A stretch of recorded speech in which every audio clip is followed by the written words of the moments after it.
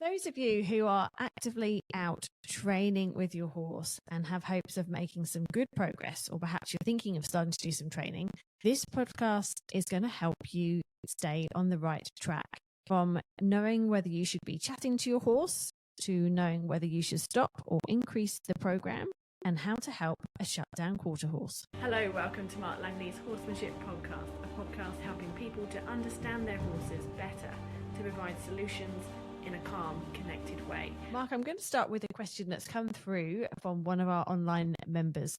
It's from Min from Canada, and she's been working with a 4-year-old draft cross gelding who had a really negative experience being started a year ago before she got him.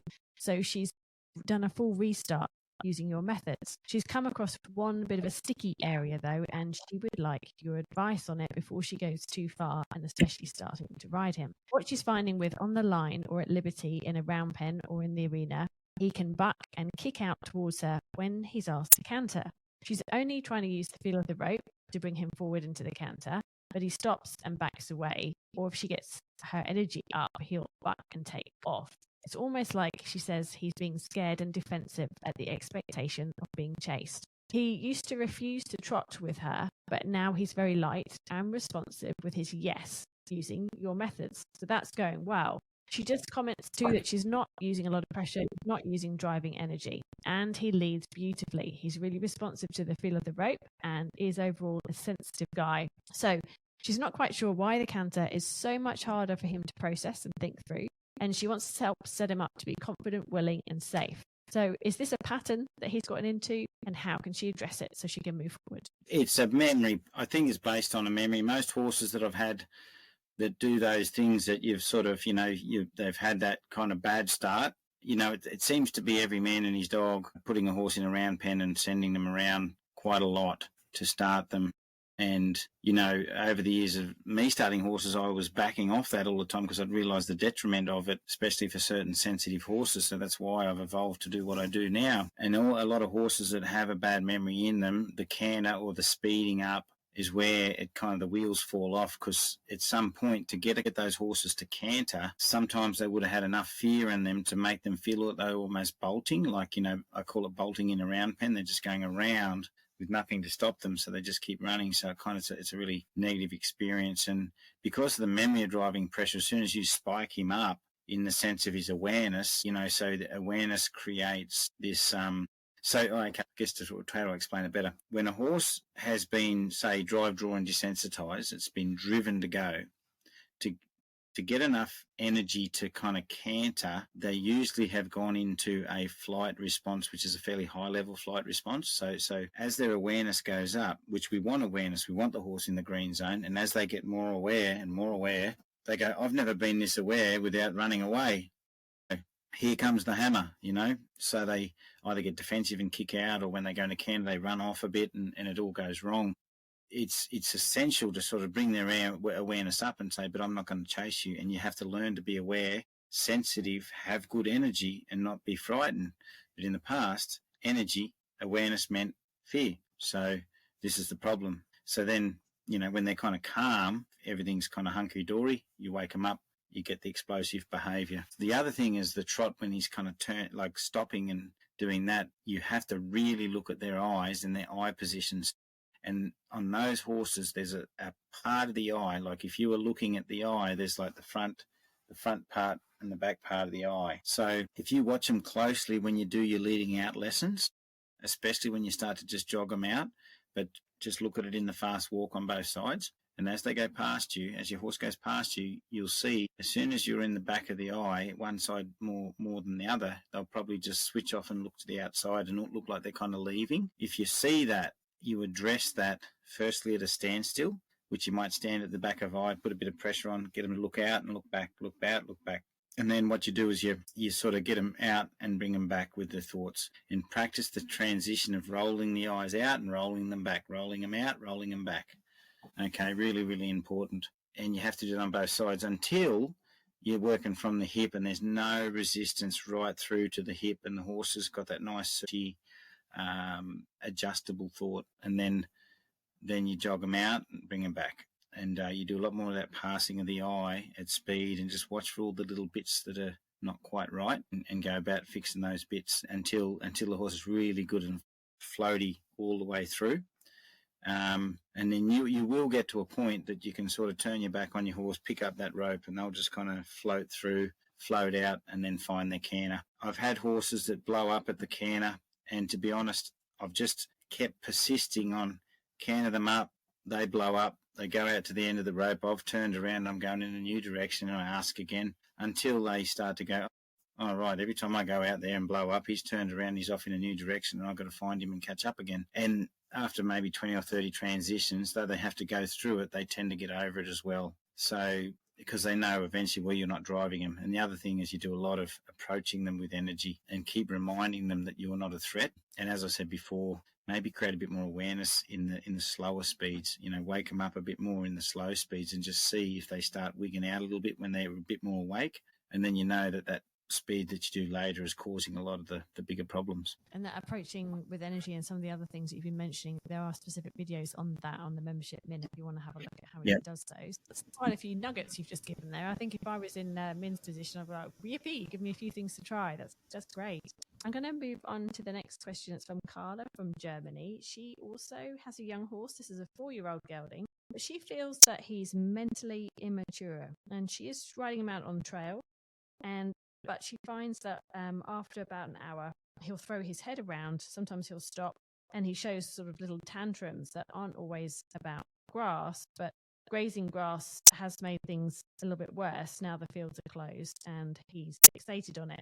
So they used to go out doing hand walks, and she would let him graze as they were walking for a bonding kind of moment. But now that's kind of turned on its head because she's sensing his frustration at not being able to eat the grass, even though they're out together. So she's got a couple of questions for you. Should she stop grazing altogether? And also, should she now stop riding or wait a little bit so that he can mature?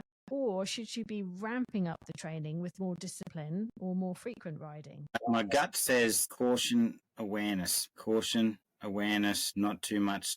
Well, the right balance of curiosity and caution, okay?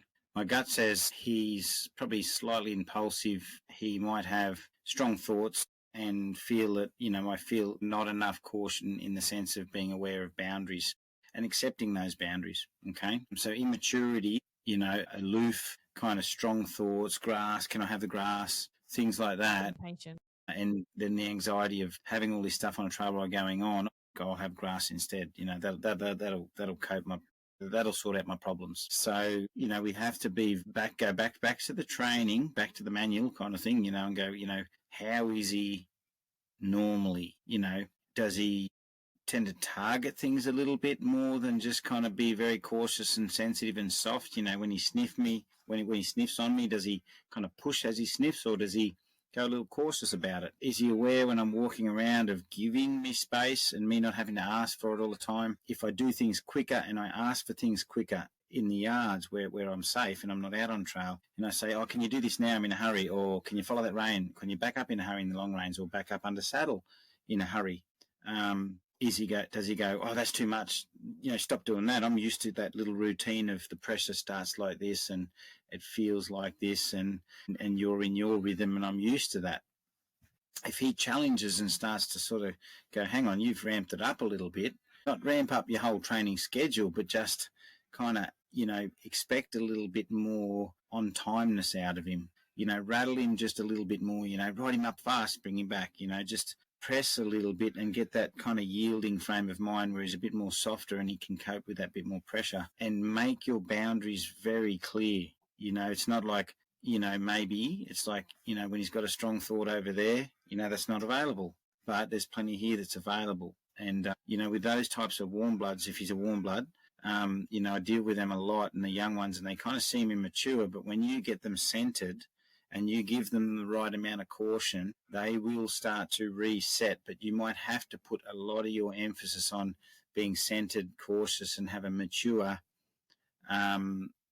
mindset. And I believe mindset, a lot of maturity in horses. I'm not going to sort of, I could start a whole debate on this and stir up a whole hornet's nest about maturity in a horse's brain. But maturity is environmental in horses, but a lot of people would say it's genetic. Yes, it is environmental. It is also genetic. There is also horses that will maybe mature a little later, but all the horses that I have that come to clinics that would be called immature, I believe have environmental letdown, as in the environment's let them down. The weaning process, the herd that they're with, the boundaries that are being created and all that through people all the way through, right through to their training. And then they seem like a kid who has, no idea. And like I say, the kids in the 1800s versus kids in 2025, who's going to cope with more,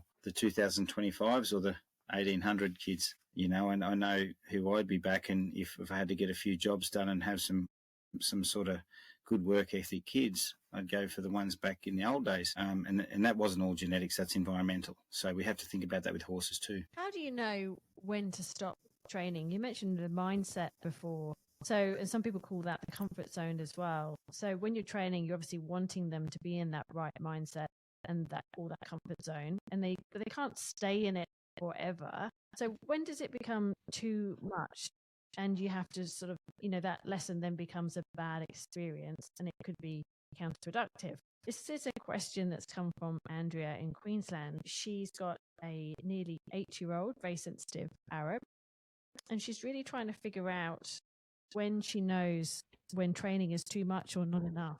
Okay, so going off the subject of mindset, and I know that little horse, she kind of bounces around. She's very sensitive, and also I would say through environmental sensory processing horse, so a lot of stimulant goes into her brain, and she kind of has to kind of process a lot because of that.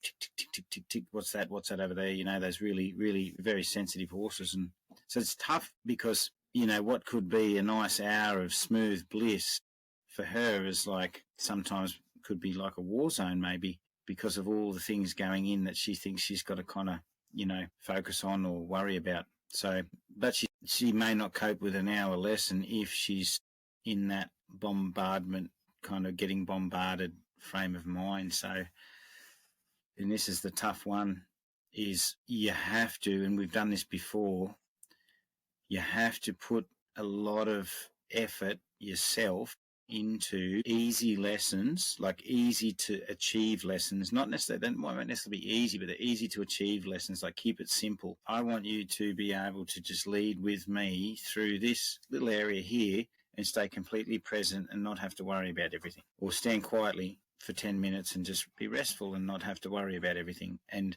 create that mindset habit every single day. And you'll feel like you're going backwards, but you have to train something till a horse knows it. And with a horse like her, it's very hard to know something well because there's so many things happening in her brain. So you only get kind of 50% there, and then you're on to the next thing and the next thing. So if you're riding her out and doing lots of things with her, but she's always kind of bouncing around in her mind, then as I say, she's always in a bit of a war zone. So you can actually sour her and cook her mind by doing long sessions. Do an amazing half-hour session, and if she can learn to be in the correct mindset by being clear with the boundaries, show her what she can think about and how she can think about it. Like, don't stare at something like that, not processing it. Process, be centered in yourself and have a little look, glance, tick it off, and say that's okay, come back again. Make her very interruptible, all that sort of thing. And then what'll happen is you'll start to carve that neuro pathway. So keep it simple to carve the neuro pathway so she can do something well and achieve it with you not having to train her. So you will have to train her to start with, but she has to do it for herself. Then when she's sort of living in that mindset more, then you can teach her and you can ride her out, you can do stuff with her because she's now learnt to be in that mindset. It sounds really hard, and it kind of is on some horses. Wet saddle blankets have never fixed those horses. Long hours have never fixed them if they start to just shut out. So, yeah, it's a tough one, but if you can kind of look at that, and I know we've worked on that before and it feels like you go back a bit, but you really got to look at those things, especially with her. Now, if you're someone that's used to working with a particular type of horse, say a sensitive horse, the ones that you've just been mentioning there, and then you switch to a type of horse that's completely different, they come across as dull and shut down, then it presents a whole new challenge, doesn't it? I've got a question here from Cindy, who is in Australia. Now, she's used to Arabian horses and really sensitive Arabian horses. She's used to how they're responsive and how they show their emotions. Now she's working with her niece's quarter horse, who just seems really dull and shut down. She's really not sure how to move forward with this particular horse. How can you advise her to sort of start to look at what she needs to work out what she's going to do? Some of the answers the same as the really, the really aware horse that I just spoke about is do one thing well. So the aware horses centre and don't take 50,000 photos. The dull horses get out of bed and put your socks on, or just get out of bed. I'm not going to send you to work until you can get out of bed. So getting out of bed is waking up. You have to wake up first. Okay. Like horses in depression, people in depression, it's hard to get out of bed each day because you'd rather just fall back into bed sort of thing. And that's why they fall back into their hole. Because it's easy to stay in the hole than come out and maybe have these kind of traumatic feelings from all the memories and stuff like that have happened, and never being able to problem solve and think through situations. I'm going to talk about a horse that I had, and this is all in the same sort of, everyone will get a bit out of this podcast, whether it be the warm blood, that's getting a bit funny on trail, or the quarter horse that's kind of really hard to operate. There was a horse that had been sent to a trainer to be started, gentled. They sort of called it gentled, but I don't know about that. I think it did about 3 sessions a week, 15-minute sessions, because it couldn't cope with longer sessions, because that type of horse, or that particular horse, more than 15 minutes was too much for that horse. So that's going on the subject of how long a session should you do with a horse. Now, that was the trainer's perspective of, that horse is this type of horse that can only do this many sessions, this many minutes before it, you have to stop, otherwise it'll turn off and you'll have problems. I spent 3 days on that horse teaching it how to lead. The first 2 days were spent on when I pick up the knot, wake up and start to search, blink, think, breathe, search. This is a broken in horse. This is one that's supposed to be broken in, right? But when it woke up, it'd self-lunge, because the only way that they could wake it up was chase it. So then when everything went quiet, it'd just fall in the hole, much like your quarter horse is probably doing. So when it started to wake up, suddenly you'd get this horse trotting on a lunge, but it still wasn't leading because it was pulling on my arm. And in a round yard, it probably wouldn't have pulled on someone's arm because the round yard's there. And when I went to say slow down, soften, I just had no feel, nothing on it. And I'm like, this is a started horse, like it shouldn't be like this. So I spent 3 days teaching it to lead, until on the 3rd day, I could pick up that rope and the horse would float and trot forward. But as I said, 2 days of just picking up that rope and say search. Now, to get that horse to listen, some people might go, oh, it might have been a bit firm on it, but I kind of was big enough on that rope to go, what was that? I woke up, oh, geez, where am I? And then I'd go very quiet again, and I'd lift the knot quietly and keep doing that until the horse went, oh, I can wake up.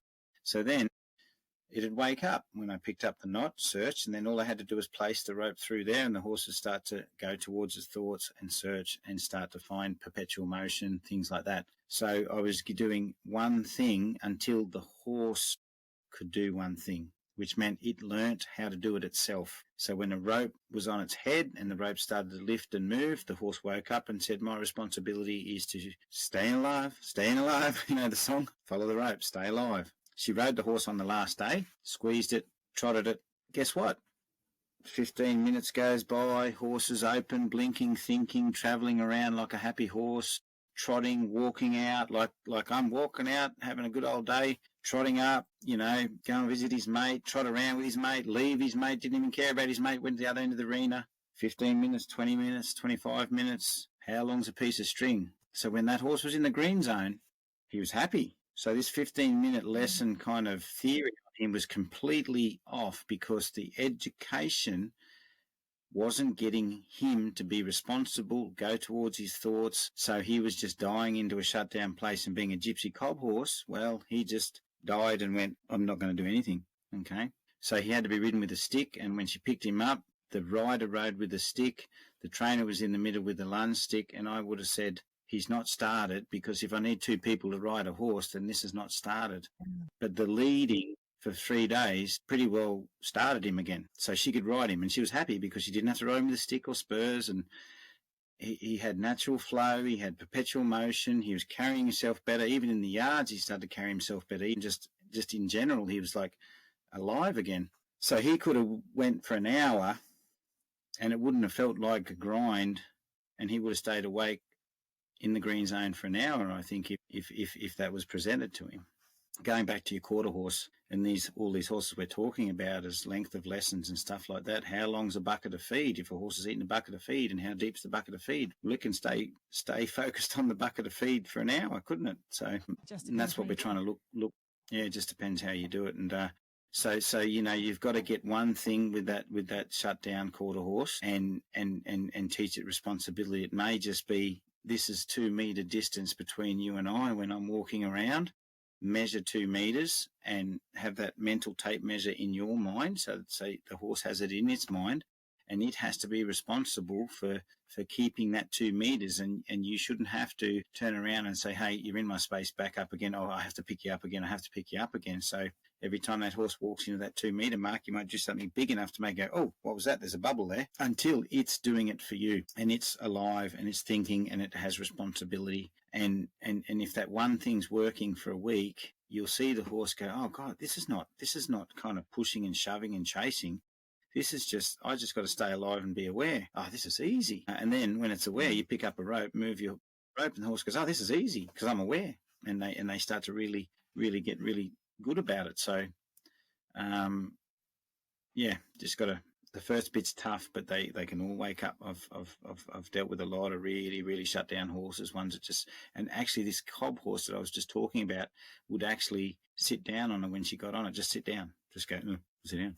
So that's how bad it was getting. And he's only a young horse. That was the sad thing, he's only a young horse. So I know when you're training, put a lot of emphasis on the feel and the rope, not so much on your body language. It's more about what the horse is learning through the rope and how you're offering it in a really clear way. But what about how you use your voice? It's not something we often talk about, but I've got a question that's come from Ilse from Holland, and she's got a young mare who has come to her from Italy. She's fairly new to your membership and is enjoying your methods. She's finding that the progress that they're making, this mare is coming along nice and soft and making good progress. But she uses a lot of her voice to compliment when she's training. So she'll say,